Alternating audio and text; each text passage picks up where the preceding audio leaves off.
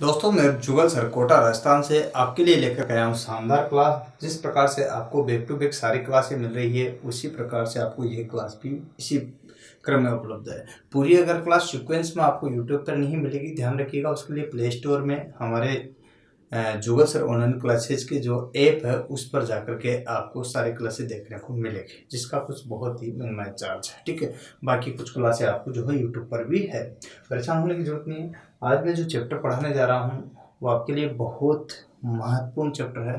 महत्वपूर्ण इसलिए है क्योंकि अपन पढ़ रहे हैं मेटल, और मेटल में जो है आपको क्रमबद्ध रूप से मैंने पढ़ाया सारा का सारा, लेकिन अभी भी मेटल वाला चैप्टर बाकी है।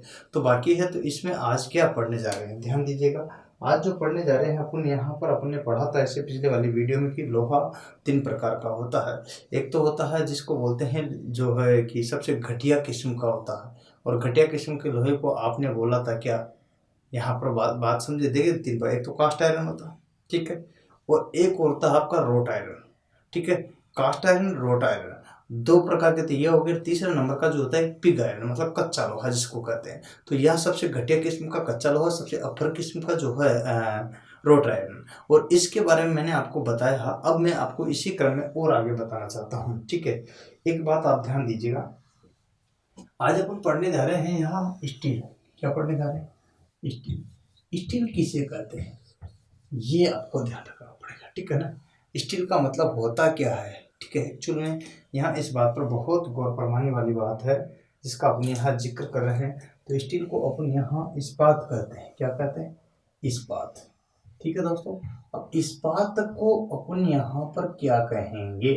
तो इसका मतलब इस्पात को कुछ कहेंगे, एक बात नहीं बनती। इस्पात को अगर कुछ कह रहे हैं इसका मतलब कोई न कोई चीज़ यहाँ पर भी लागू हो रही है। तो क्या लागू हो रही? इसका उपनाम। ठीक है, तो यहाँ इसका एक निकनेम भी है। क्या है? निकनेम, जिसको अपन उपनाम कहते हैं दोस्तों। तो उपनाम में आपको मैं बताता हूँ, इसको अपन यहाँ फौलाद के नाम से भी जानते हैं। किसके नाम से? फौलाद। इसको उपनाम में अपन यहाँ का बात करें तो फौलाद के नाम से भी जानते हैं। और फौलाद क्या होती है इसको अपन देखेंगे। ये बात आपको क्लियर करना है कि इसको अपन फौलाद के नाम से भी जानते हैं। ये बात भी आपको क्लियर होगी दोस्तों। तो फौलाद यही है, मजबूती के लिए जाना जाता है। किसके लिए? मजबूती के लिए। ठीक है, इस्पात मतलब फौलाद, फौलाद का मतलब मजबूती के लिए यही जाना जाता है। इसका मतलब स्टील लोहों में, लोहे से क्या होता है? मजबूत होता है। क्यों? क्योंकि ये लोहे से ही मिलकर के बना होता है, साथ में इसमें कार्बन भी होता है। ठीक, तो मैं आपको बताता हूँ यहाँ पर। ये सुनिए, सबसे पहले ये जो मिश्रण है किस किस का है। अगर आपसे कहे कि यहाँ जो है इस्पात अर्थात स्टील जो है मिश्रण किस किस का है, इस पर क्लेरिफिकेशन दे तो क्या बताओगे? मैं बताता हूँ। मिश्रण में अगर जिक्र किया जाए तो ये जो मिश्रण है इस पर ध्यान दीजिएगा। लोहा किसका है? एक तो लोहा है और एक है इसमें कार्बन। ठीक है, लोहा और कार्बन। तो यहाँ इस चीज को समझ सकते हो, लोहा है ना, और लोहा को अपन बोलेंगे यहाँ Fe, और यहाँ पर प्लस में जो है आपके कार्बन भी होगा, और कार्बन को अपन यहाँ कहेंगे C। क्या कहेंगे? C। अब आप कहोगे कि सर ये अनुपात कितना होगा? अनुपात की अगर बात करें तो यहाँ आपको ध्यान रखना है अनुपात। किसका अनुपात पूछ रहा है? ठीक है, अब आपसे पूछे, यहाँ इधर लिख देता हूँ जिससे आपको दिक्कत नहीं अच्छे से लगे। ठीक है, अनुपात। अनुपात की अगर पूछे तो किसका अनुपात पूछ रहा है? ठीक है, लोहा और कार्बन का जो है अनुपात पूछा जा रहा है। जब लोहा और कार्बन का अनुपात पूछा जा रहा है तो कोई तो होगा अनुपात। चलिए मैं बता देता हूँ क्या होगा। लोहे की मात्रा कितनी होगी, कार्बन की मात्रा कितनी होगी, कंडीशन ये बात आपको देखना होगा। कार्बन जो पाया जाता है 0.25% से भी कम जो है पाया जा सकता है, लेकिन 0.25 से अगर मैं बात करूं तो आगे अगर अपन बढ़ते हैं तो 1.5 तक। अब 100% में से ये लेस कर दीजिएगा। 100% में से जब लेस करोगे तो 99, मतलब कितना? 1% कम, पॉइंट। इसका मतलब यहाँ 25 करना है तो 75 आ गया। ठीक है, 6। ठीक है, अगर यहाँ पर बात करते हैं तो से में कितना है? 1 पॉइंट, बोलो 1 पॉइंट। इसका मतलब यहाँ पर 80 है ना, तो 80। अब देखो यहाँ, सॉरी 98, 80 नहीं 90 से, यहाँ पर देखो साफ साफ लिखो, कोई दिक्कत नहीं से। ठीक है, 98 पॉइंट अब देखो 98 तो मतलब 2 चला गया, अब 5 अगर यहाँ आ जाता है इसका मतलब ये कंडीशन हो जाती है कि इतने परसेंट तक ये आपका यहाँ तक। तो दोनों चीज़ें आपको क्लेरिफिकेशन कर लो कि इतने से इतने के अनुपात में क्या होता है, यहाँ जो है इसका मिश्रण होता है लोहा और कार्बन का। अर्थात यूँ समझिए ये एग्जाम में सीधा सीधा पूछा हुआ DMRC में। मैं आपको बताता हूँ, देखिए क्वेश्चन डायरेक्टली आया था 2018 में, और यही क्वेश्चन आपके इसरो में पूछा, यही क्वेश्चन ALP में भी आया था 2019 में। मैं आपको बताता हूँ इसका कैसे कैसे बना था, ठीक है। मैं यहाँ पर यही चीज़ आपको क्लियर कर देता हूँ कि क्वेश्चन ये था। अब आप कहोगे कि सर कैसा वास्तव में, हाँ अरे बिल्कुल आपको बताना था इसमें क्या ये था। देखिए क्वेश्चन आपका ये लीजिएगा 1 सेकंड। देखिए क्वेश्चन ये था कि फौलाद, अब आधो लड़कों को तो ये भी पता नहीं था कि फौलाद क्या होता है, ठीक है। अब उनके लिए तो मुसीबत थी कि ये फौलाद होता क्या, फौलाद फौलाद, ठीक है, ध्यान रखने की बात है। हाँ, यहाँ पर स्टील की बात कर रहा है, ठीक है। तो स्टील जो होता है फौलाद लोहा एवं dot dot dot dot dot का मिश्रण मिश्रण। अब ये चीज आपके सामने पेश कर दी, आपको क्लिक करना था। ऑप्शन देखिएगा, यहाँ ऑप्शन भी बहुत शानदार है इसमें। अब आप कहोगे सर कैसे, अरे भाई ऐसे देखो, आपको पहला नंबर पे उसने दे दिया लोहा के साथ में क्या दे दिया है, जस्ता, ठीक है ना। उसी के साथ में यहाँ क्या दे दिया, तांबा, ठीक है। उसी के साथ यहाँ दे दिया टीन, ऐसे दिए, और उसी के साथ यहाँ दे दिया इस बात, सॉरी कार्बन। यही एक बार जो है इस तरह से पूछा गया, सेम सेम पिक्चर आई थी। इसमें ए ऑप्शन देखा था, यहाँ जो है ना इसमें आया LP और टेक्नीशियन में जो आया 2019 में क्या आया था, यही सेम पिक्चर थी, पर इसमें ZN था, यहाँ थी तो CU था, और यहाँ था तो आपका क्या था देखिएगा C नंबर पे SN, और यहाँ पर था तो आपका D नंबर पे जो है कार्बन। तो अब आपको क्लिक करना था, क्वेश्चन वही है, क्वेश्चन में कोई बदलाव नहीं, लेकिन स्टैंडर्ड बदल गया। अब आपको भी सर स्टैंडर्ड, हाँ भाई यही यही चीज है जिसको आपको देखना। छोटी छोटी चीजें हैं परंतु मोटी है, ये आपको कैसे नहीं पता कर पाते, इसलिए नहीं पकड़ पाते हो कि आपको यहाँ तक कुछ सोच ही नहीं बैठ पाती कि ऐसे भी क्वेश्चन पूछता तो भाई कुछ भी पूछ लेता है, कुछ भी नहीं कहा जा सकता। अतः क्वेश्चन के बारे में आपको यूँ कही कि ये आएगा वो आएगा, ऐसा होगा वैसा होगा, कुछ नहीं, ये फिक्स नहीं है। मैं आपको ये बताता हूँ कि फौलाद जो है क्या है, लोहा एवं यहाँ पर आएगा कार्बन का क्या है, मिश्रण। अब जमा क्वेश्चन हो गया पूरा। तो इसका आंसर क्या होगा, D। इसका आंसर क्या होगा D। तो दोस्तों ये बात आपके लिए क्लियर हो गया कि भाई यहाँ पर भी D है, यहाँ पर भी D है, और कैसे क्वेश्चन पूछा गया है। अब तो आपको क्लियरिफिकेशन हो चुका है, यहाँ से पहले से क्वेश्चन उठ गया। अब आपको मैं नोट डालकर लिख देता हूँ, हाँ भाई पहले ही बिंदु पर नोट बिल्कुल इसमें बनता है, ठीक है। इस बात से क्या होता है कि जितने भी ये क्या होता है, हार्ड धातु है क्या, जब कार्बन का किसी चीज में विलय होता है तो वो कठोर हो जाती है, ठीक है। तो यहाँ नोट डाल के लिखते हैं, ठीक है, नोट डाल के लिखते हैं, लोहे में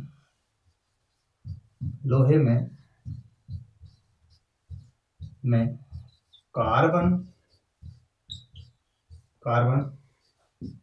मिलाने से उसकी कठोरता, ठीक है, इसका मतलब हार्डनेस बढ़ जाती है,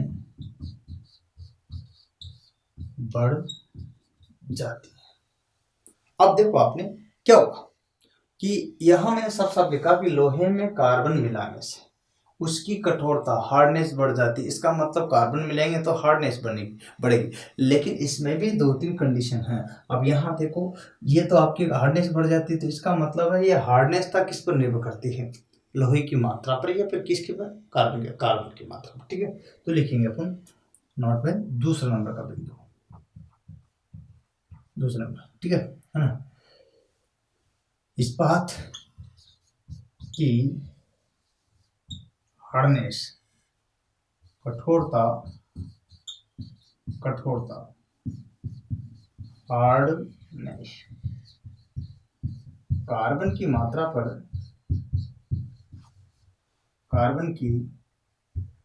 पर निर्भर करती हैं,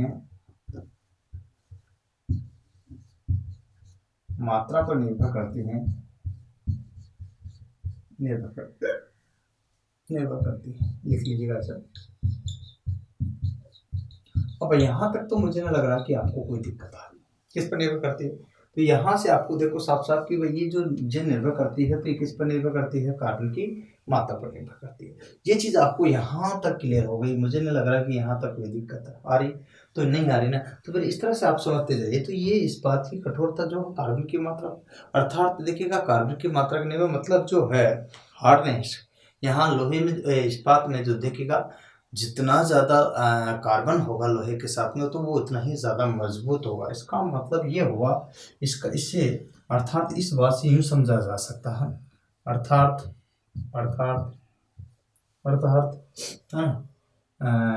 यहाँ बात करते हैं तो स्टील की कठोरता क्या, किस हार्डनेस की बात कर रहा हूँ? स्टील की कठोरता, यूं कहे कार्बन की कठोरता कार्बन की मात्रा के अनुक्रमानुपाती होती है। इससे क्लियर हुआ कुछ? ये समझे? मैं बताता हूँ। यहाँ यूँ कहा कि स्टील की कठोरता कार्बन की मात्रा के अनुक्रमानुपाती होती है। अर्थात इस चीज़ को यूँ समझ लीजिए आप कि ये लीजिए स्टील कोई भी लीजिएगा, तो स्टील की जो कठोरता है वो अनुक्रमानुपाती होगी किसके? कार्बन की मात्रा के। अर्थात जो है कार्बन की मात्रा अगर बढ़ी तो ये चीज़ आपके साथ लागू होगी। कार्बन की मात्रा बढ़ने पर क्या हो जाता है? कठोरता बढ़ जाएगी। कार्बन की मात्रा घटने पर घट जाएगी। तो बढ़ने पर बढ़ेगी, घटने पर घटेगी। इसका मतलब यही होता है कि इसका मतलब अनुक्रमानुपाती है, समानुपाती है, डायरेक्टली प्रोपोर्शनल का मतलब यही होता है सीधा। तो बात कहें तो यही यहाँ पर मतलब इस बात की कठोरता अपन देखिए। अभी कठोरता क्या एक्चुअल में क्या, मैं आपको बताऊँ, बार बार से शब्द आ रहा, बड़ा तकलीफ कर देगा आपको। एग्जाम में पूछा हुआ, ठीक है, एग्जाम में कैसे पूछा हुआ देखिए क्वेश्चन, बड़ा तकलीफ था। बच्चे नहीं कर पाए थे। हाँ, कैसे नहीं कर पाती? बहुत कम लड़कों को ये बात पता होती है, ठीक है ना? लिखिएगा या लिखिएगा इस बात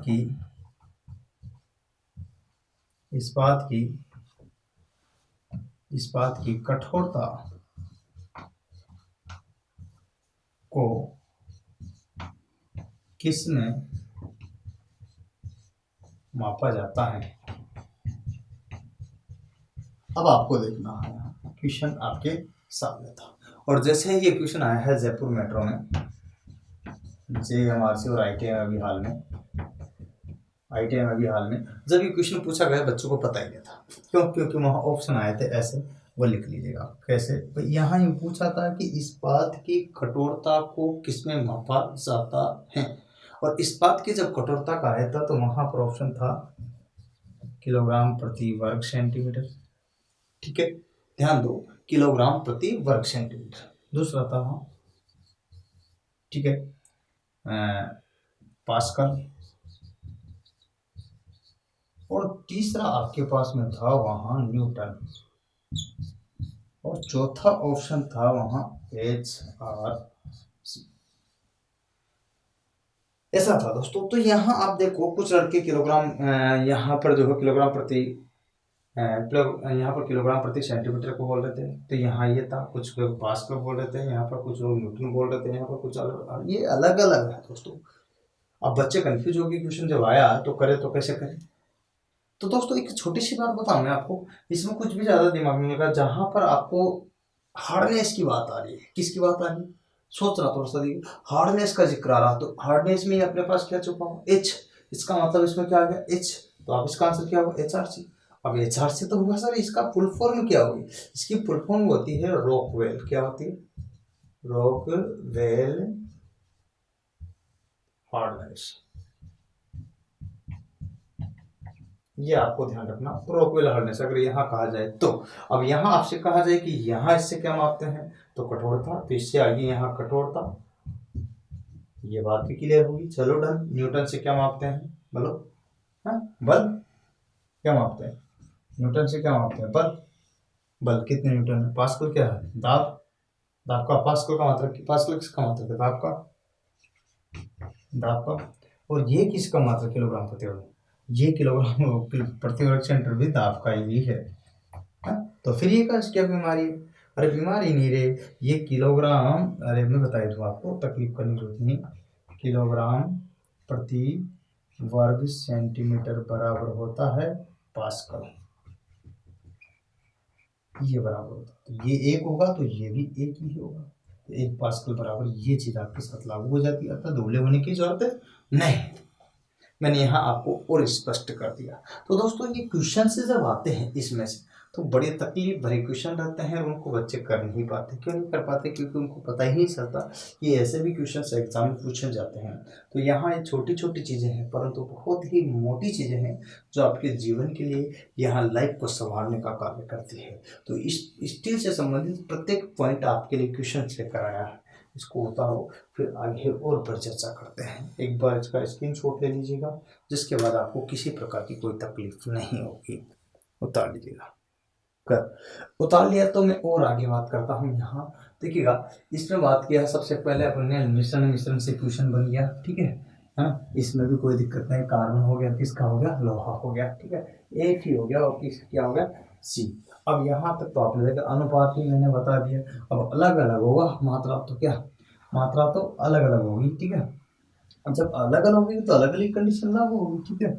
और यहाँ मैंने ये भी बताया है कि इसकी मात्रा जो है किस पर, यहाँ किस पर, कठोरता जो है किस पर, कार्बन की मात्रा पर निर्भर करती है। मतलब यूं कहे तो कार्बन का कार्य ही कठोरता बढ़ाना हो गया, यही ना?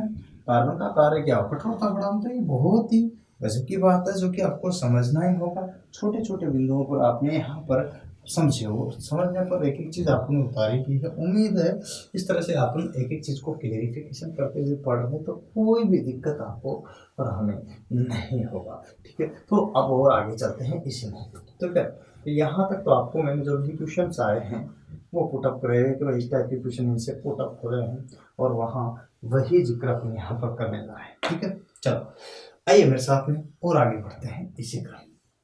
अब आपके लिए एक और बात लेकर के आता हूँ। क्या है?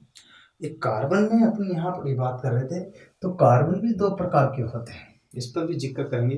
कर उससे पहले अपना जो है एक पॉइंट बनता है कि कार्बन से मिलकर के स्टील का निर्माण हो गया लोहे के साथ संयोजन।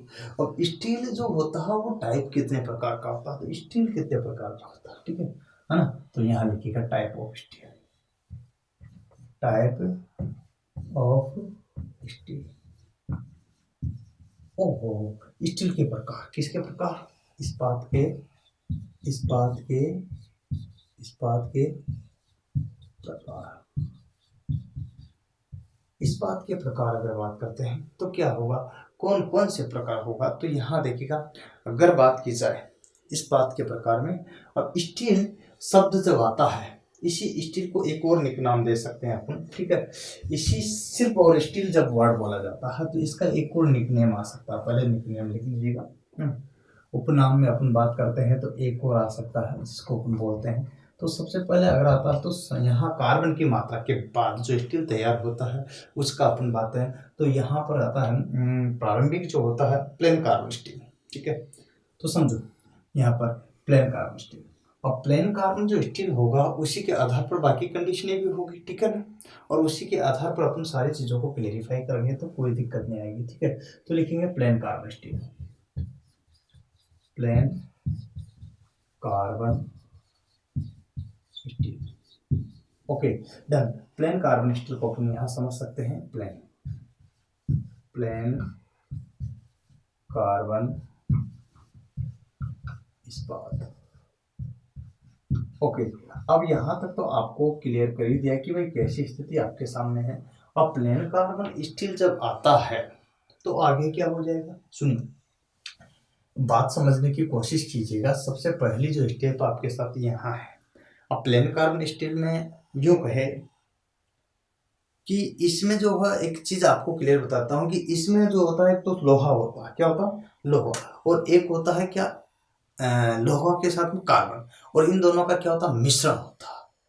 अब इसमें जो है एक बात बताता हूँ, लोहा तो सभी में रहेगा लेकिन कार्बन ही मुख्य रूप से पाया जाता है, तो ये ये आपको देखना, ठीक है। तो लिखिए, इस स्टील में कार्बन ही मुख्य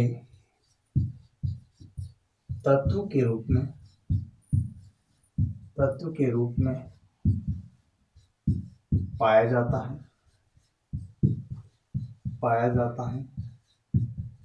ठीक है।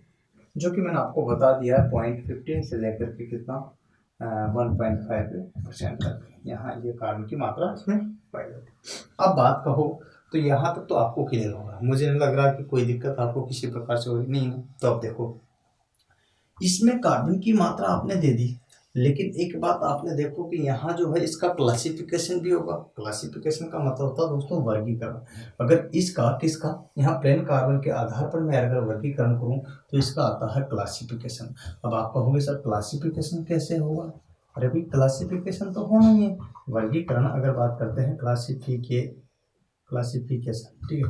तो वर्गीकरण, अब वर्गीकरण जो होगा तो वो कैसे होगा, वर्गीकरण जो होगा तो कैसे होगा इसका भी ध्यान रखना है। 3 प्रकार से, कितने प्रकार से? 3 प्रकार से वर्गीकरण जब होगा तो 3 प्रकार से। कैसे? पहला नंबर का अगर बात समझिए तो आपका आता है इसमें वर्गीकरण में फर्स्ट कंडीशन जो आती है वो क्या, क्लासिफिकेशन पढ़ रहे हो और आप इसमें जो है वर्गीकरण पहले नंबर पर जो है अपन बात करने समझने जा रहे हैं वो है यहाँ पर लो कार्बन स्टील,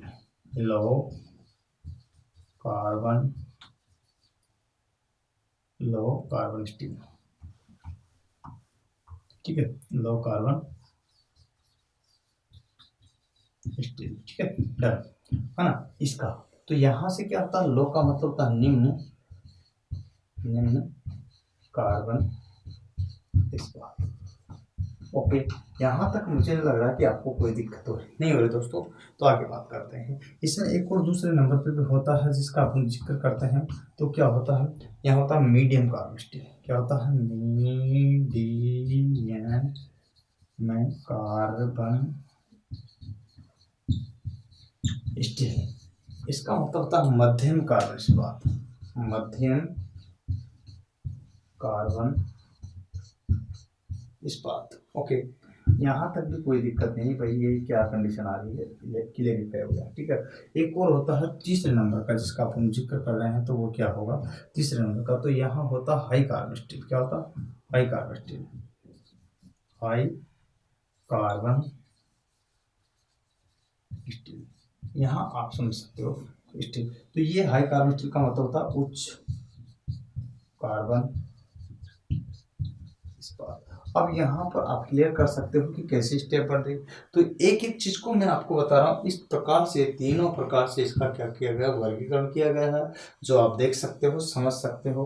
अब इस तीनों प्रकार को तो एक साथ नहीं पढ़ सकते, क्रमबद्ध ही पढ़ना हो, तो फिर क्या करना पड़ेगा आपको, एक स्क्रीनशॉट ले लो तो और क्या। अब देखो, इसमें अपन बात करते हैं यहाँ पर जिस चीज का आपने क्लेरिफिकेशन किया है, वर्गीकरण। वर्गीकरण तो कर दिया, लेकिन कौन सा प्रकार किया, तो सबसे पहला नंबर का प्रकार आपको पढ़ना पड़ेगा, निम्न कार्बन स्टील। जिनमें क्या होता है निम्न कार्बन स्टील, आप जानते हो क्या? नहीं, तो ये बताता हूँ। लो कार्बन स्टील को उपनाम भी दिया गया। आपको सर उपनाम, हाँ जी हाँ, इसका निकनेम भी है। हो, ये तकलीफ है। एक चीज थोड़ा सा और बता दूं, पिछले वीडियो में मैंने यहाँ पर जो है आपको कास्ट आयरन पढ़ाया था, ढलवा लोहा, उसमें मैंने आपको उसका उपनाम लिखा दिया था, देखना थोड़ा सा ध्यान दो इस बात पर। उपनाम करके ऐसा दिखाया था और उसमें लिख दिया था माइल्ड स्टील, ठीक है, माइल्ड स्टील। तो आपको ध्यान रखना है, माइल्ड का मतलब होता है मृदु और स्टील का मतलब इस्पात। तो माइल्ड स्टील जो है मृदु इस्पात, मृदु मृदु जो इस्पात है, मृदु जो इस्पात है वो दोस्तों यहाँ किसका निकनेम है, केवल और केवल लो कार्बन स्टील का। ये बात आपको ध्यान रखना, लो कार्बन स्टील का ही माइल्ड स्टील उपनाम है, जिसे आप शॉर्ट में एम और एस के नाम से भी जानते हो। क्या एम एस प्लेट, क्या यही तो यूज लेते हो, है ना। आपको ज्यादातर जो लेते हो किसमें, एम एस प्लेट की तो यूज लेते हो, किसकी, रिकटिंग के लिए क्या जो बनाना है उसके लिए जो है यही प्रयोग में लेते हो ना, तो यही चीज़ आपके यहाँ पर देखने को मिलती है। अब मैं यहाँ बात करना चाहता हूँ कि लो कार्बन स्टील होता क्या है। तो इसमें एक बात होता है कार्बन की मात्रा, पहला बिंदु आता है इसमें कि कार्बन की मात्रा कितनी रहेगी, लो कार्बन की मात्रा। अब आपको यहाँ ये क्लियर होना चाहिए कि इसके नाम ही लो है तो इसका मतलब कमी होगी कि कितनी होगी, कम। तो ये बात आपको ध्यान रखना है, ठीक है। अब यहाँ जो है ये 25 की जगह सॉरी 15, ध्यान रखना 15 25 नहीं 25 नहीं 15, ऊपर भी आपको ध्यान रखना 15 ही है, ठीक है। 15 मैं यहाँ और लिख देता हूँ, है ना। इस बात को ध्यान रखना, कार्बन की मात्रा 0.15% से कम। वैसे 25 से कम बात नहीं की, कोई दिक्कत नहीं, उससे भी दुगने होने की जरूरत नहीं, पर 15 से भी कम होती है। तो ये बात आपको ध्यान रखना ही मोस्ट रूप से। ओके डन, मैं आपको यहाँ पर क्लियर कर रहा हूँ। नेक्स्ट नंबर 2 पर अगर पॉइंट पर बात करते हैं तो नंबर 2 पॉइंट क्या आएगा इसमें, तो इसका निकनेम हो गया पहला पॉइंट, दूसरा कार्बन की मात्रा होगी, तो तीसरा क्या आता है इसका गुण, क्या आता है गुण। और गुण में आपको यहाँ पर देखना है, मैं आपको गुण बता देता हूँ। सबसे पहला जो गुण है वो है यहाँ आपको देखना है फोर्जिंग योग्य या फिर वेल्डिंग योग्य, वेल्डिंग योग्य, बस वेल्डिंग कर सकते हैं इसके द्वारा, पहला गुण। दूसरा मशीनिंग योग्य, मशीनिंग भी कर सकते हैं इसको, मशीनिंग योग्य, ठीक है योग्य। और तीसरा है फोर्जिंग योग्य, फोर्जिंग भी कर सकते हैं इसको, फोर्जिंग योग्य। देखो यहाँ पर मशीनिंग योग्य हो गया, फोर्जिंग योग्य हो गया, वेल्डिंग योग्य हो गया।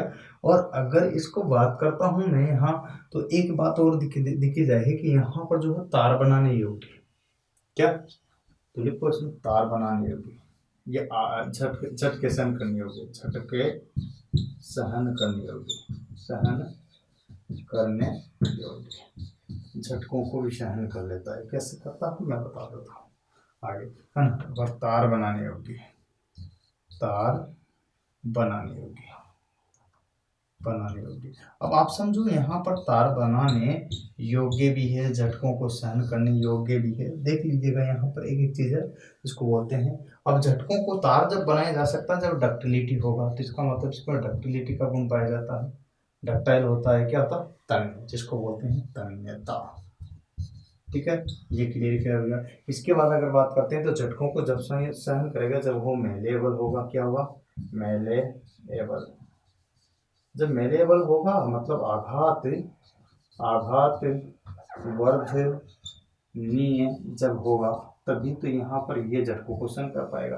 तो ऐसी स्थिति आपके साथ में बनती है। इसका मतलब ये भी क्लियर हो गया कि ये इसके क्या है गुण धर्म है, क्या है प्रॉपर्टीज है कि इसे आसानी से वेल्ड कर सकते हैं, इसे आसानी से मशीनिंग कर सकते हैं, इसे आसानी से फोर्ज कर सकते हैं। फोर्जिंग को अपन यूँ भी बोल सकते हैं, इसका और भी नाम है ब्लैक स्मिथ, क्या बोल सकते हैं ब्लैक स्मिथ, ठीक है ना। ब्लैक स्मिथ भी कर सकते हैं स्मिथ।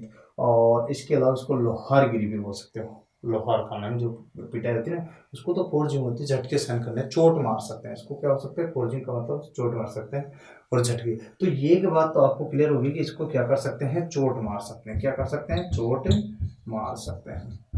इसका मतलब है ना, जब चोट मार सकते हैं तब भी तो इसका नाम फोर्जिंग योग्य रखा। तो ये सारे के सारे गुण इसके अंदर पाए जाते हैं और इनमें से कोई ना कोई क्वेश्चन बच्चों से पूछ लिया जाता है कि कौन सा गुण है कौन सा नहीं है।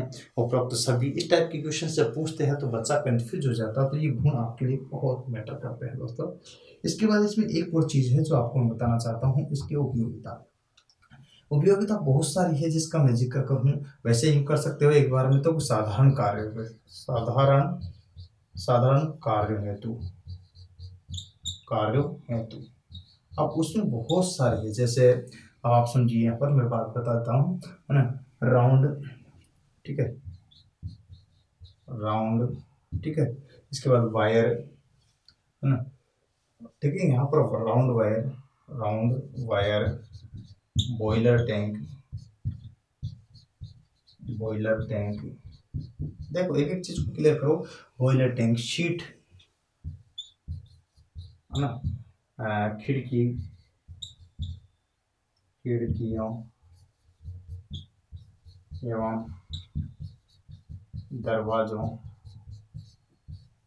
के ग्रिल व खिड़कियों और दरवाजों की क्या ग्रिल। यहाँ पर एक एक चीज को क्लियर करना है आपको। खिड़कियां, चैनल, ठीक है, आप समझो यहाँ चैनल और प्लेट, ठीक है, प्लेट, चैनल और प्लेट, है ना। इसके बाद बात करूँ यहाँ नट बोल्ट, नट बोल्ट, ठीक है, एंगल प्लेट,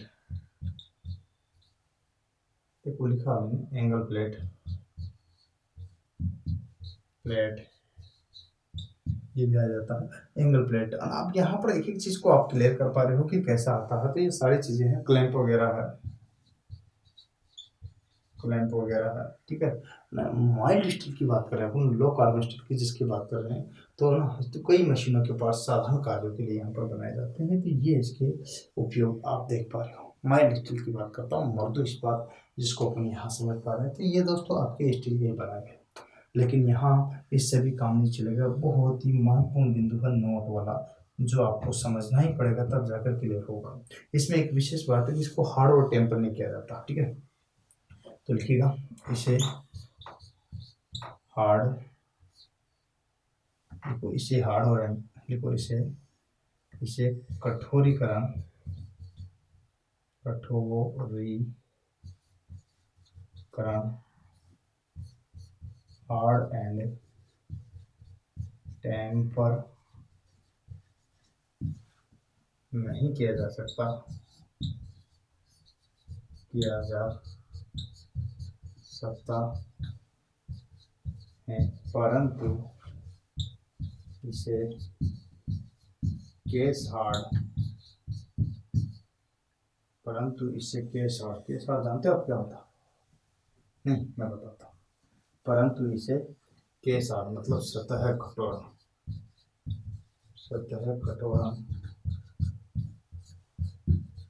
केस हार्ड किया जा सकता है,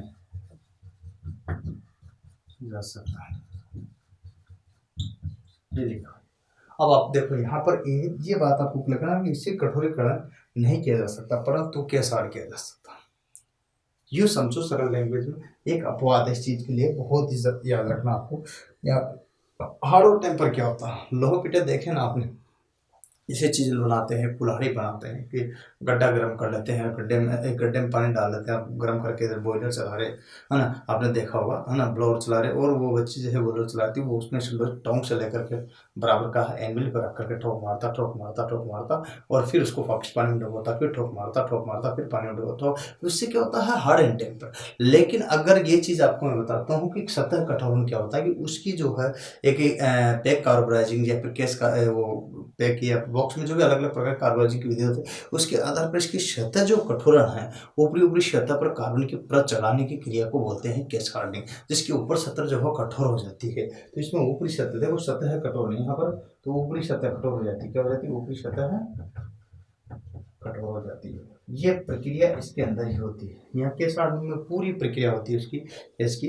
तो ये चीज आपको ध्यान रखना हो, दोनों तीनों चीजों को। अब मैंने जो आपको पढ़ाया है ये आपका लो कार्बन स्टील को शॉर्ट में उपनाम से LCS के नाम से भी जानते हैं, लो कार्बन स्टील को नाम से भी जानते हैं। तो इस तरह से सारी चीजें मैं आपको यहाँ क्लासिफिकेशन में क्लियर करा रहा हूँ, जो कि एक विस्तार से और डिटेल में है, परंतु आपके लिए बहुत अनिवार्य रूप से है। तो दोस्तों इसको एक उतार लीजिएगा इसी क्रम में, फिर आगे बात करेंगे अपन इसी प्रकार से। अब और आगे बात करते हैं, ध्यान रखना, ये आपने उतार लिया तो अपन इसी क्रम में और आगे बात करते हैं, ठीक है। मैंने आपको यहाँ कार्बन की मात्रा बता दी, और कार्बन की मात्रा में जो है आपको यहाँ पर क्लेरिफाई कर दिया, एक एक चीज को यहाँ विस्तार से बताया, ठीक है। तो ये चीजें सारी में लो कार्बन स्टील क्या होता है इसके बारे में मैंने बताया है, और यहाँ आपको बता दें कि निम्न जो कार्बन स्टील होता है इसकी क्या कंडीशंस रहेगी, ठीक है। तो ये बात आपको क्लियर होना ही चाहिए, जिस तरह से अपन देख सकते हैं। अब एक चीज़ आपको जो है कंफ्यूज करेगी, मैं आपको फिर से उसको रिवाइज कराता हूँ, जो कंफ्यूज करने वाली है, जिससे लेकर के आप कंफ्यूज हो सकते हो, तो इसलिए मैं यही रिवाइज करा दूँ इसको, आपको कोई तकलीफ ही नहीं होगी आगे, ठीक है। कैसे नहीं होगी? ठीक है, यहाँ कुछ किताबों में आपके ये 15 दे रखा, पॉइंट 15, और कुछ किताबों में 25 दे रखा, तो कर ये इसके अंदर आता है 15, इसे से कम दिया तो वर्ड ये आता, इसका मतलब यहाँ 25 से लो तो 15 उसी के अंदर आ जाएगा, यहाँ पर भी 25 से ही लो तो यहाँ पर भी उसमें आ जाएगा, तो कोई दिक्कत ही नहीं होगी। ठीक है, क्योंकि इसके अंदर आता है, सारी चीज़ें इसके अंदर समारी, क्योंकि 15 भी उससे कम है तो इसमें तो अपन को कहने की जरूरत ही नहीं। ठीक है, लेकिन अगर यहाँ 50 लिखते हैं 25 उसमें रिकवर नहीं आ पाते, इसलिए अपन 25.25 ध्यान रखना, ये लेंगे 25 लेंगे। ठीक है, कार्बन की मात्रा है ना, शुरू में भी आपकी ये लिखी थी मैंने वजन। ठीक है, वो सही हो। अब मैं और बताऊँ आपको, तो यहाँ तक तो आपको क्लियर कर दिया मैंने। अब क्लासिफिकेशन में 3 प्रकार से किया, 3 प्रकार से किया। तो पहला आपको बताया कि लो, दूसरा कौन सा आएगा, मीडियम। तो नंबर 2 मीडियम कार्बन स्टील। ठीक है, देखिएगा यहाँ पर मीडियम कार्बन स्टील मतलब क्या होता है, मध्यम कार्बन इस्पात। यूँ समझिए, अगर बात करते हैं तो मध्यम कार्बन इस्पात, यहाँ ये स्थितियाँ आपके सामने रहेगी जिसका आपको जिक्र है, क्लियर है, समझने वाली बात है कि कौन कौन सी चीज़ें आपके सामने आएगी। तो मीडियम कार्बन स्टील जो है वो है क्या चीज़, इसको समझना थोड़ा सा। मध्यम कार्बन इस्पात जो है ये क्या चीज़ है। ठीक है, अब आपको यहाँ पर समझने की बात है, मीडियम कार्बन स्टील जो है वो है क्या, मैं आपको बताता हूँ। सबसे पहले इसमें कार्बन की मात्रा लिखेंगे। कार्बन की जब मात्रा होगी तो वो कितनी होगी, यहाँ पर देखना, यहाँ 25 से भी स्टार्ट हुई थी तो 0.25% से, ठीक है ना, 0.7% तक, यहाँ तक। अब आपके तक आ गया, वहां से कम था यहाँ तक आ गया, तो इसका मतलब ये चीज भी क्लियर होगी। तो फिर अब क्या बचा है, गुण। गुण में आपको मैं बताता हूँ, सबसे पहला जो गुण है वो क्या है कि जो अपना माइल्ड स्टील था, माइल्ड स्टील से अधिक हार्ड एवं स्ट्रॉन्ग। तो लिखिएगा, लिखिए इसमें, ये है माइल्ड स्टील से अधिक हार्ड एवं स्ट्रॉन्ग होता है, ये आपको ध्यान रखना। ठीक है, लेकिन यहाँ दूसरी एक और बात आपके लिए विपरीत आ जाती है। तो लिखिए, ये है माइल्ड स्टील से कम ductile and malleable, and malleable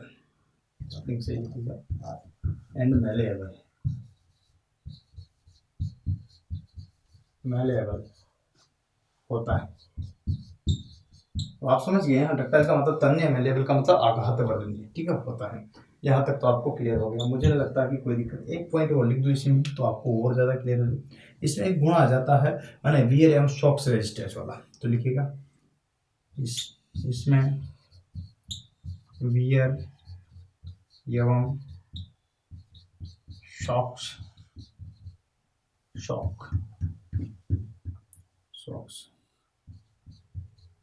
resistance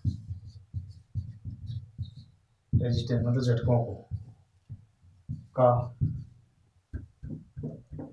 को सहन करता है, सहन योग्य हो जाता है, ये आपको ध्यान रखना। तो ये 3-4 चीजें जो है यहाँ इनके लिए क्लियर हो गई। अब आपके एक तकलीफ वाला विषय है कि इसका यूज कहाँ कहाँ लेंगे। तो इसका यूज है साधारण हैंड टूल में, क्रोबार ले लो, साधारण हैंड टूल ले लो, या फिर यूँ कहे तो अपन देखिएगा यहाँ साधारण स्प्रिंग ले लो, छोटे एक्सल ले लो, इस टाइप के छोटे एक्सल, साधारण स्प्रिंग, वायर पाइप,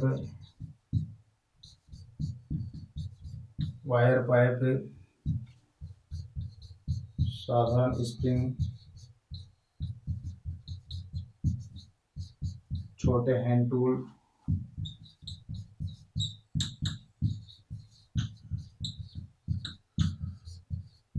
इत्यादि। ये बात आपको ध्यान रखना, छोटो हैंड टूल इत्यादि। तो इस तरह से आप यहाँ पर एक एक चीज़ को क्लियर कर सकते हो, समझ सकते हो कि भाई कौन कौन सी चीज़ों में इसकी उपयोगिता है। और ये था अपना मीडियम कार्बन जिसका अपन जिक्र कर रहे हैं, बहुत महत्वपूर्ण है। इसमें से कर ज़्यादा आपको प्रतिशत की मात्रा याद रखनी, बाकी अगर नहीं भी रहता तो कोई दिक्कत नहीं, आपको और उतारना तो बनता है। ये क्वेश्चन आपके लिए बहुत महत्वपूर्ण है। तो उतार लिया आपने, तो एक अंतिम और पढ़ेंगे इसमें ही, लेकिन इनको उठा देता हूँ। देखिए कार्बन की मात्रा 25 से लेकर के 7 तक एक क्रमबद्ध रूप से बढ़ती जा रही है। और यहाँ लो कार्बन स्टील पढ़ा है आपने, और इसमें ही अगर बात करते हैं तो लो कार्बन स्टील क्या होगा और इसके गुणधर्म क्या होंगे, ये सारी चीज़ें मैंने आपको बता दी है। और उसी क्रम में अपन और आगे बात करते हैं आज अभी, ठीक है। अब क्लासिफिकेशन जो है चैप्टर एंड ऑफ दिस की ओर चल रहा है, और यहाँ स्टील वाला चैप्टर भी एंड ऑफ दिस की चल रहा है, ठीक है। जिसका अपन यहाँ पर क्लियर कर रहे हैं कि भाई स्टील कौन कौन से प्रकार के होते हैं, कैसे होते हैं, इसका आपको देखना पड़ेगा, ठीक है। देखिए वर्गीकरण, वर्गीकरण में अगर बात करते हैं तो 3 प्रकार से, 3 में देखिएगा तो तीसरे नंबर का जो है कौन सा आता है, लिखिएगा तीसरा। इसमें आप अच्छी तरह से जानते हो कि हाई मतलब उच्च, ठीक है। कार्बन, कार्बन स्टील मतलब आप समझो यहाँ पर उच्च कार्बन स्टील, उच्च कार्बन इस्पात, ये चीज़ आपको क्लियर होना चाहिए। उच्च कार्बन, कार्बन इस्पात, इसका जिक्र अपन यहाँ कर रहे हैं कि भाई क्या होना चाहिए, किस तरह से होना चाहिए। तो ये उच्च कार्बन इस्पात का अपना यहाँ पर क्लियर हो गया, डन है। अब दोस्तों जब हाई कार्बन स्टील आपके सामने आया है, हाई कार्बन स्टील आपके सामने आया तो क्या होगा, किस तरह की कंडीशन आपके सामने लागू होगी, इसको समझना। पहले आता है कार्बन की मात्रा, क्या आता है, कार्बन की मात्रा बदलती गई, कार्बन की मात्रा बदलती गई, और मात्रा जब बदली तो कहाँ तक थी, 0.7 से, 7 से स्टार्ट हुई थी तो 1.5 तक, ठीक है। कहाँ से, 0.7 से 1.5 तक, तो 0.7 से लेकर के 1.5% तक कार्बन की मात्रा जो है निर्धारित है इसमें, ठीक है। अब जब यहाँ तक आपने लिख लिया है तो ये तो थी कार्बन की मात्रा। अब अपन और आगे बात करते हैं तो कैसे बनेगा, मैं इसकी गुणधर्म भी लिख देना चाहता हूँ, गुणधर्म जिसका प्रॉपर्टीज बोलते हैं। तो गुणधर्म क्या क्या होंगे, सबसे पहले देखिएगा यहाँ मैं आपको बताता हूँ, ये सर्वाधिक जो है, ये अभी तक जो पढ़ा है इन तीनों में सबसे अधिक, पहला सर्वाधिक कठोर एवं मजबूत, मजबूत स्ट्रॉन्ग का मतलब मजबूत होता है, ठीक है। मतलब तीनों में सर्वाधिक, यहाँ तीसरा नंबर का जो है ये, ठीक है। इसमें एक और बात बताऊँ, ये तीनों में, किसमें, तीनों की बात करता हूँ, ठीक है। ये है तीनों में सबसे कम, सबसे कम तन्य, यहाँ पर ध्यान देना बात को, यही चीज़ आपके लिए बहुत तकलीफ करेगी। अब तन्य, तन्य का मतलब जो है आराम से जो है खींचा जा सके, तन्य एवं आघातवर्धनीय होता है,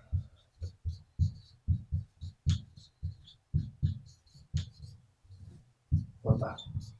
अब आप देखो यार, मतलब झटके भी ज़्यादा जो है यहाँ पर देखिएगा सबसे कम क्या होता, तन्य होता, तन्य भी सबसे कम, और सबसे जो है मेलेबल भी जो सबसे कम होता, मतलब इसको चोट मारेगा तो मेलेबल नहीं हुआ है। तो इस तरह से जो कंडीशन आपके यहाँ पर जो है आघात को सहन नहीं करेगा, मतलब टूटेगा नहीं, लेकिन हाँ ये कंडीशन है मेलेबल नहीं। तो इस तरह की कंडीशन आपके सामने बन रही। चलिए मैं यहाँ तक बात किया हूँ, लेकिन एक और बात बताऊँ यहाँ इसमें, तो इसका लास्ट जो पॉइंट बनता है वो बनता है यूज, या फिर यूँ कहे तो इसका एक नोट डाल के भी लिख देंगे, लेकिन यहाँ नोट से पहले आप ये सभी को इसका यूज क्या लिखो, उपयोग। उपयोग की बात करते हैं तो दोस्तों क्या है इसमें, आप जानते हो जितने भी कटिंग टूल बनाते हैं, सभी प्रकार के कटिंग टूल में, सभी प्रकार के कर्तन औजार, कर्तन औजार बनाना, ठीक है। जैसे जैसे hacksaw blade, fire, hammer, tape, die, chisel, ठीक है। देखो यहाँ पर hacksaw blade, hammer, tape, die, chisel, है ना। इसके अलावा जो है अपने पास और आ जाता है, तो ये कहे कि इसके अतिरिक्त अतिरिक्त, यूँ समझिए पंच, हैमर, पंच हो गए, हैमर हो गए, ठीक है। इस टाइप की जो जो चीज़ें हैं वो इसी में आती है। तो कहने का मतलब यह बहुत सारी चीज़ें ऐसी है इनको अपन यहाँ किससे बनाते हैं, हाई कार्बन स्टील से बनाया जाता है। तो दोस्तों बहुत ही महत्वपूर्ण बात है, लेकिन एक नोट वाली बात है कि ये जो है इसे हार्ड और टेम्पर आसानी से किया जा सकता है। तो लिखो इसे हार्ड एंड टेम्पर आसानी से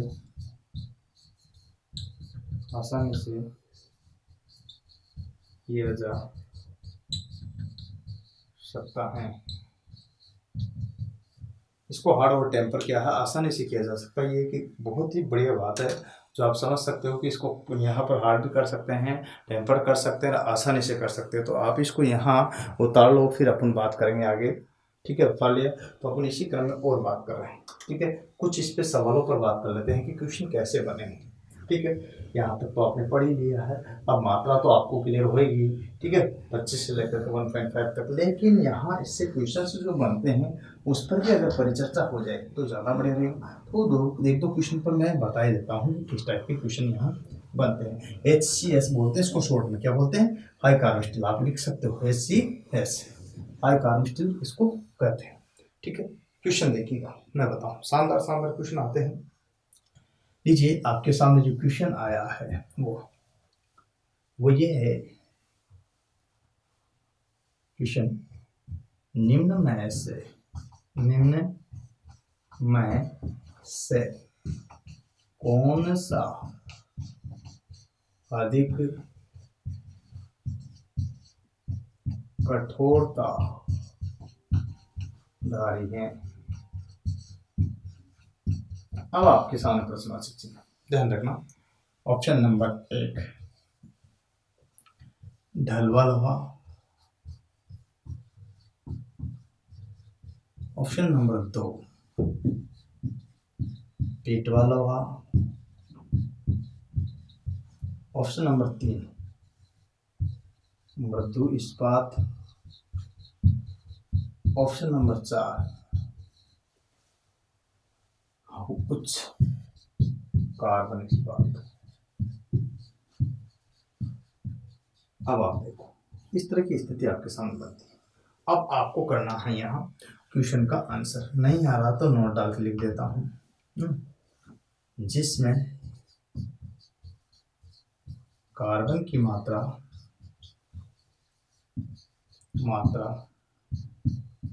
सर्वाधिक होती है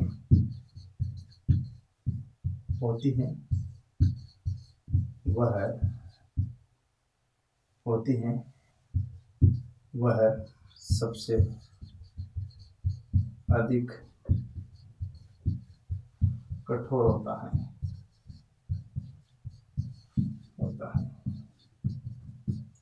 जिसमें सर्वाधिक होती है कार्बन की मात्रा वह सर्वाधिक कठोर होता है। ये बात आपको क्लियर होती है। मुझे नहीं लग रहा कि इसमें किसी प्रकार की आपको कोई दिक्कत है, नहीं है ना। तो इसका मतलब ये है कि इसमें देखो 0 पॉइंट कितना यहाँ, सॉरी 0 पॉइंट क्या, यहाँ तो जाएगी 3 से 4%, ठीक है। जबकि पेट्रोल हम कितना 15 से कम परसेंट, ठीक है, ठीक है। और अगर बात करते हैं मृदु इस्पात लो कार्बन स्टील में अगर बात करते हैं तो पॉइंट यहाँ पर बात आती है 25% से कम, ठीक है। और उच्च कार्बन स्टील की बात करते हैं तो 1.5% तक। यहाँ आप देखो, बताओ आंसर कर दो। यहाँ नोट डाल के लिखा हुआ आंसर आप क्लिक करो। बड़ी तकलीफ है ना, आप ये चाहोगे कि सर ये होना चाहिए ना बहुत सारे, लेकिन यहाँ ये नहीं है। इसका आंसर यहाँ ये है उच्च कार्बन स्टील। क्यों? क्योंकि यहाँ कार्बन जो होता है वो क्या होता है, कंबाइंड होता है। क्या होता है? कंबाइंड कार्बन, ठीक है, कंबाइंड कार्बन होता है। ये सर्वाधिक, ये अधिक हार्ड होता है। क्या होता है? अधिक कठोर होता है। किसकी तरह? किसके अपेक्षा? यहाँ फ्री कार्बन की तरह। तो यहाँ ढलवा लोहा में कार्बन तो ज़्यादा लेकिन फ्री वाला है। क्या होता है? फ्री कार्बन, ठीक है। तो यहाँ जो कार्बन तो है लेकिन फ्री है, और ये अपेक्षाकृत क्या होता है, मुलायम होता है। क्या होता है? अपेक्षाकृत क्या होता है उसकी मुलायम होता है। तो यहाँ ज़्यादा मात्रा भी न मिला करके यहाँ कम मिलाने के बावजूद भी ये ज़्यादा हार्ड है, और यहाँ ज़्यादा मिलाने के बाद भी ये अपेक्षाकृत कम हार्ड है। ये चीज़ था। और इस तरह से जब बच्चों के सामने आया तो बच्चे कहाँ से कर पाएंगे बेचारे। ये बच्चे जो है इसमें DMRC में 2 बार आपके इक्वेशन आया हुआ है दोस्तों, इसरो में आया हुआ है, और अभी UPRVUNL में भी इक्वेशन पूछा था। आपको बताता हूँ इससे पिछले जो भर्ती हुई उसमें। तो इस तरह से क्वेश्चन से जब बच्चों से पूछ लिया जाता तो क्या बताएंगे और क्यों बताएंगे, उनको क्या पता है कि क्या लीला रच रही है, पर आपको क्लियर होना चाहिए। छोटी छोटी बातें जरूर है परंतु मोटी है, अब आपको पढ़ना पड़ेगा तब जा करके। क्वेश्चन एक और देख लीजिएगा अपने पास है, देखिएगा। निम्न में से मैं से किसे आसानी से कठोरीकरण किया जा सकता है, बोलो भाई।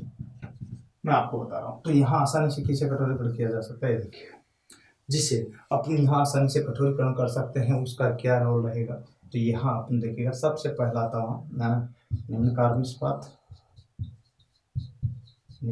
इस्पात, ठीक है। दूसरा था मीडियम कार्बन इस्पात, मध्यम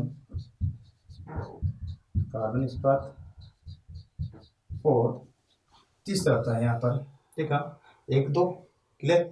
और तीसरा एक और जिसको अपन डायरेक्टली बोल सकते हैं, तो देखो मीडियम हो गया और लो हो गया। और एक और है यहाँ जिसका अपन जिक्र कर सकते हैं, तो वो क्या था, हाई कार्बन इस्पात। तो उच्च कार्बन इस्पात। और यहाँ डी वाला ऑप्शन था उपरोक्त सभी। लड़कों ने जो लगाया था वो उपरोक्त सभी का लगा दिया था, जो गलत था। आपका आंसर क्या था, उच्च कार्बन था।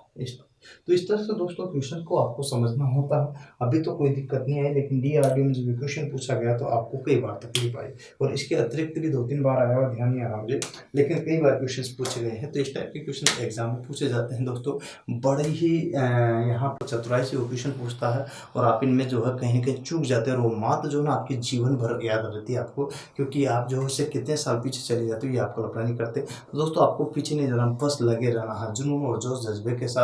इसीलिए किसी महापुरुष ने कहा है क्या, कि नन्ही चींटी जब दाना लेकर चढ़ती तो चढ़ती दीवारों पर 100 बार फिसलती है। मन का विश्वास उसके रगों में साहस भरता है, गिर कर चढ़ना चढ़ कर गिरना नहीं करता। आखिर मेहनत उसकी बेकार नहीं होती, कोशिश करने वालों की कभी हार नहीं होती। अंततः दोस्तों आपकी भी कभी हार नहीं होगी। लेकिन आप इस वीडियो को ज़्यादा से ज़्यादा अपने दोस्तों तक शेयर करें, लाइक करें, सब्सक्राइब करें। तो क्या होगा, आपका कुछ भी खर्च नहीं होगा, परंतु ये काम तो आपको करना ही पड़ेगा। मेरे कहने से ही कर दो। धन्यवाद। फिर मिलाऊंगा इसी प्रकार के नेक्स्ट वीडियो के साथ।